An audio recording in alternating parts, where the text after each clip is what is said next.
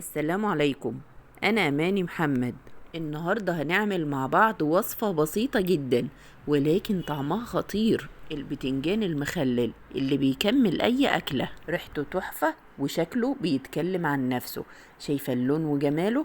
هقولك على طريقة سهلة وبسيطة وبإذن الله هتدعيلي عليها. يلا بينا، اذكروا الله وصلوا على الحبيب عليه أفضل الصلاة والسلام، وتعالوا نشوف الطريقة مع بعض ونقول بسم الله. وادي البتنجان بتاعنا، دي الكمية اللي انا هعملها. انتي بقى اعملي الكمية اللي تحبيها. اول خطوة بعملها وهي اني بتخلص من عنق البتنجان. الموضوع سهل جدا وبسيط، ممكن تشتغلي بالسكينة او حتى كمان تشيليها بايدك. خلصت الكمية بتاعتي كلها، واي بقى حباية تلفة انا بتخلص منها. هنلم الليلة دي وناخد البتنجان بتاعنا على الحوض ونغسله غسلة متينة. ايوه بالشكل ده، غسلنا البتنجان كويس جدا وهحطه في حلة وبنزل عليه بمية عادية من الحنفية. مية عادية من الحنفية، مش سخنة ولا اي حاجة. المهم بس ان المية لما اضغط على البتنجان بالشكل ده ينزل في المية، ما تكونش قليلة. وهغطي الحلة بتاعتي واخدها ارفعها على النار على البوتاجاز. ولما البتنجان بتاعنا يبدأ في الغليان لازم اضغط عليه بمعلقة او بالمقصوصة بالشكل ده علشان التسوية تبقى واحدة. وبعد كده هغطي عليه الحلة دقيقتين 3 واكشف عليه تاني واضغط عليه بالمقصوصة بالشكل ده. لازم اختبر البتنجان من وقت للتاني باني اخد واحدة واضغط عليها علشان اشوف التسوية وصلت لفين.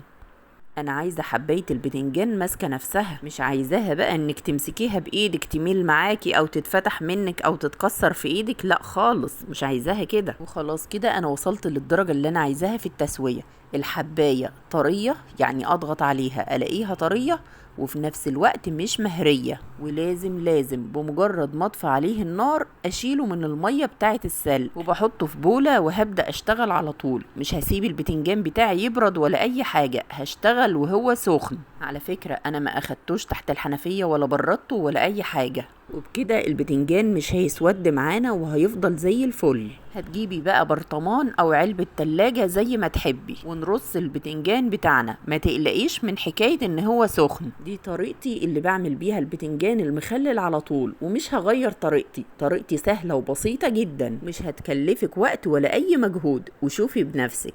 معايا بقى راس توم صغيرة، هاخد منها كام فص، انا مش محتاجاها كلها. وعلشان تقشري التوم بسهولة اقسمي الفص نصين وقشري كل نص لوحده. والطريقة دي في تقشير التوم سهلة وسريعة جدا. وخلاص كده قشرت كام فص من التوم، هاخدهم بقى علشان اغسلهم تحت الحنفية.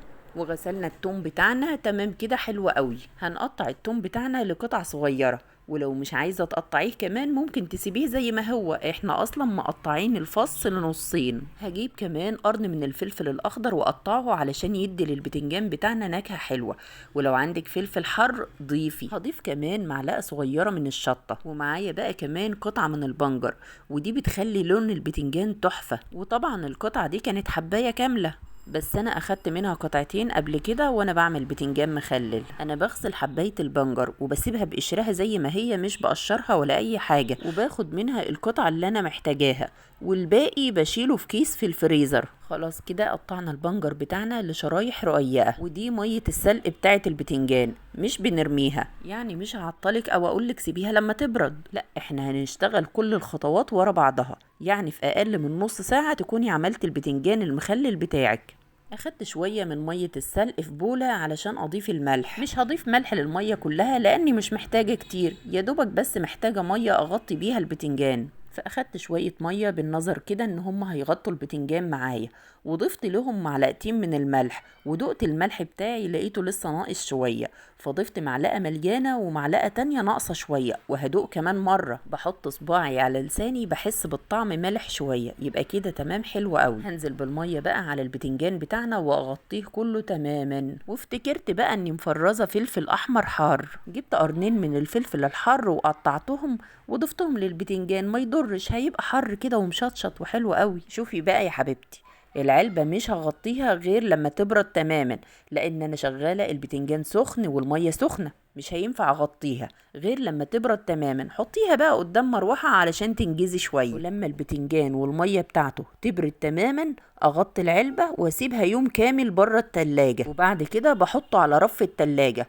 يقعد معاكي شهر واكتر كمان. الجو حر وما ينفعش نسيبه بره التلاجة. وده بقى البتنجان اللي كنت مخللاه قبل ده.